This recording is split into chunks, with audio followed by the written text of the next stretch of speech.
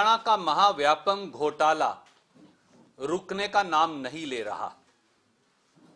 आज हम इसके 4 पहलू लेकर आपके बीच में उपस्थित हैं। नौकरी बिक्री महाव्यापम घोटाला अब बना है मुख्यमंत्री पर्दा डालो और अपराधी बचाओ योजना। दूसरा पहलू, मुख्यमंत्री खट्टर साहब ने झूठ बोलकर क्यों बरगलाया और किसे बचाया। तीसरा पहलू, हरियाणा स्टाफ सिलेक्शन कमीशन व board of school education Haryana की नौकरी बिक्री घोटालों की जांच शुरू होने से पहले ही क्यों बंद कर दी। चौथा पहलू, भाजपा जजप्पा सरकार को अब फैसला करना पड़ेगा कि क्या वह नौकरी बेचने वाले दलालों के साथ है या हरियाणा के नौजवानों के साथ। और अब मैं आपको सिलसिलेवार इस आपका ध्यान आकर्षित करूंगा। भाजपा जजप्पा सरकार के खर्ची की अटैची लाओ और पद पाओ अभियान की परतें खुलते ही सारी सरकार की ताकत नौकरी बेचने वाले गिरोह के संरक्षण और आला अधिकारियों और सफेद पोशों को बचाने में लगी है। मैं बहुत गंभीरता से आपको इल्जाम लगाता हूं सरकार पर। भाजपा जजप्पा सरकार और मुख्यमंत्री आदरणीय मनोहर लाल खट्टर जी अपनी जिम्मेवारी स्वीकारने की बजाय पूरी तफ्तीश को दिग्भ्रमित कर पीछा छुड़ाने की फिराक में लगे।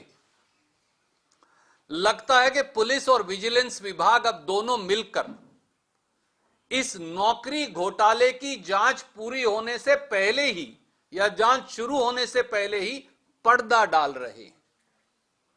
पूरी सरकार मिलकर किसी कीमत पर और किसी तरह से सारे मामले को रफा दफा करना। मुख्यमंत्री जी कहते हैं कि एचपीएससी के दफ्तर से कोई पैसा नहीं मिला। यही बात अनिल नागर का वकील भी कहता है कि कोई बरामदगी पैसे की हुई नहीं।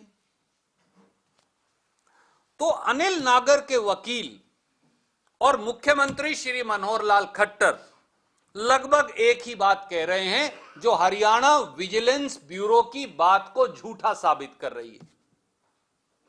साथियों, दोस्तों, आपके दर्शकों और पाठकों को मैं ये कहूंगा कि अगर रिश्वत की पैसे की रिकवरी की बात एचपीएससी के कार्यालय से मुख्यमंत्री ही झूठलाएंगे तो विजिलेंस तो झूठा पड़ ही जाएगा। और अगर विजिलेंस झूठा पड़ गया तो नागर के खिलाफ केस अपने आप खत्म हो जाएगा। 2 जमा 2 की कहानी है। यह वीडियो अगर मैं आपको दिखा सकता हूं तो वो भी दिखा देंगे।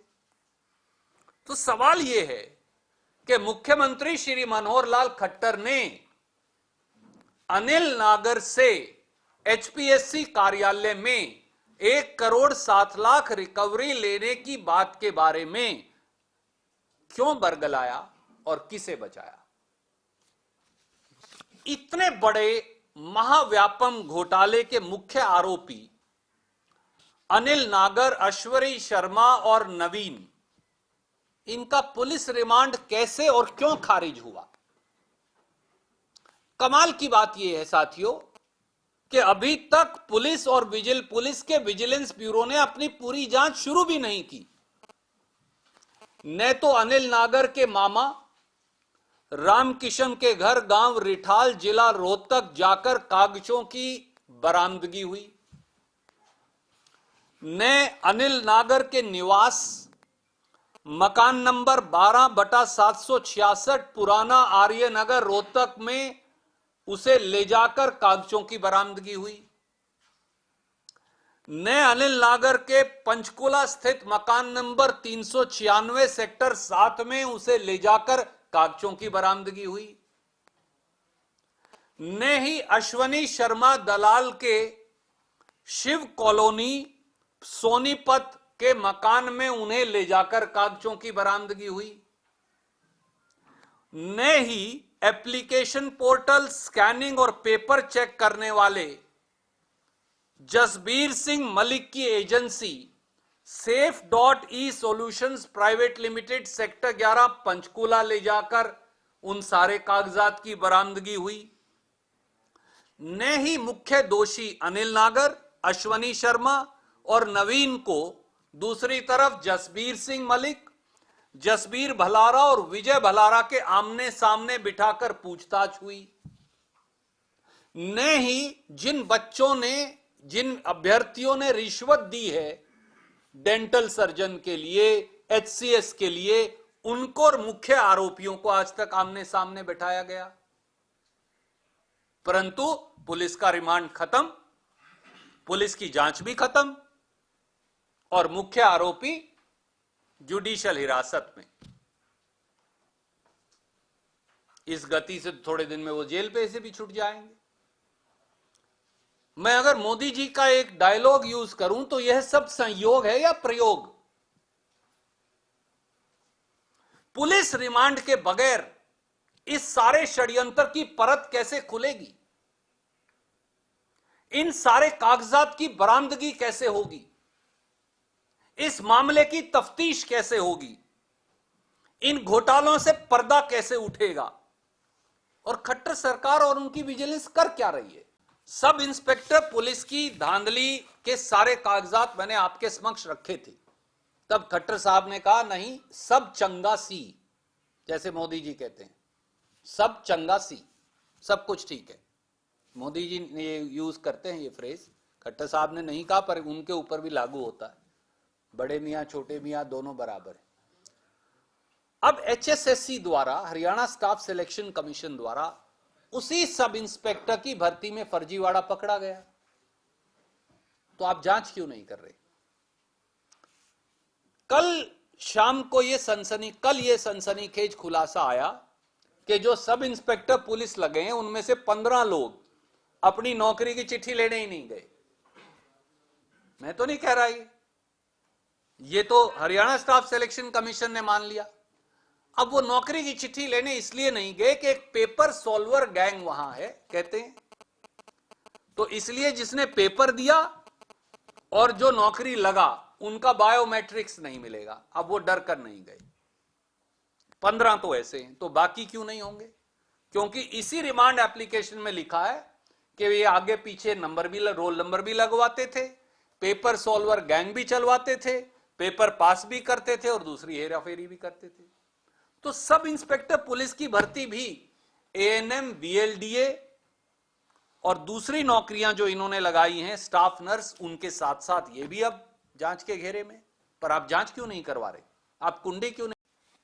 हरियाणा विद्यालय शिक्षा बोर्ड में एचटेट पेपर घोटाले की जांच पे पर्दा क्यों डाला जा रहा है? और अब आरटीआई में नए तथ्य आ गए हैं। एक सम्मानित साथी ने आरटीआई ली, उसमें यह सामने आया कि नौकरी बिक्री गिरोह के 2016 से एचटेट परीक्षा के तार जुड़े। आरटीआई में यह भी खुलासा हुआ कि एचटेट परीक्षा करवाने का ठेका बार बार उसी कंपनी को दिया गया जिसके ऊपर घोटाले के आरोप थे, अनियमितताओं के आरोप थे, पर उसी को दिया गया। यह भी संयोग है या प्रयोग कि यही अनिल नागर उन दिनों एचटेट की परीक्षा के समय हरियाणा विद्यालय शिक्षा बोर्ड का सचिव भी था। तो अब तो ये सारी बातें सामने, फिर जांच क्यों नहीं? परंतु ना विजिलेंस विभाग, ना खट्टर साहब, ना पुलिस हरियाणा विद्यालय शिक्षा बोर्ड की कुंडी खड़खड़ाने भी नहीं गए, शक्ल देखने भी नहीं गए अभी तक। आरोपी अब जुडिशियल रिमांड पर चले गए, बात खत्म।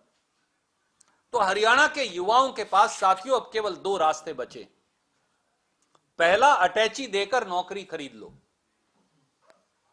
और दूसरा, खट्टर सरकार की आंख में आंख डालकर जवाब मांगो। हरियाणा का युवा जवाब मांगता है। यह लड़ाई राजनीतिक नहीं, यह लड़ाई हरियाणा के युवाओं के भविष्य को बचाने की है कि मंडी लगाकर हरियाणा के युवाओं का भविष्य रिश्वत की अटैची में बेचा जा रहा है। यह सरकार में बैठे बड़े सफेद पोशों के संरक्षण, सहमति के बगैर असंभव है। और अब जब जाने अनजाने में वो सारा मामला पकड़ा गया तो पर्दा डालो, अपराधी बचाओ अभियान चल रहा है। मैं ना पुलिस इन्वेस्टिगेशन एजेंसी हूं, ना आईबी या सीआईडी हूं। तफ्तीश जब तक, इसीलिए मैंने कहा था पंजाब हरियाणा उच्च न्यायालय के मुख्याधीश की देखरेख में स्पेशल एसआईटी जब तक नहीं बनेगी, जिनकी जांच होनी चाहिए वो तो सत्ता की शहतीर पर बैठे हैं। जिनकी जांच होनी चाहिए वो तो जांच एजेंसियों को सुपरवाइज करते हैं, क्योंकि एक कोई डिप्टी सेक्रेटरी ये गड़बड़ नहीं कर सकता। इसके तार बहुत ऊपर तक जाएंगे और वो परतें तब खुलेंगी जब निष्पक्ष जांच हो। हमसे जुड़े रहने के लिए हमारे YouTube चैनल को सब्सक्राइब करें और नई वीडियो की नोटिफिकेशन के लिए बेल आइकॉन को दबाएं। अगर आप ये वीडियो Facebook पर देख रहे हैं तो लाइक जरूर करें और ज्यादा से ज्यादा शेयर करें। धन्यवाद।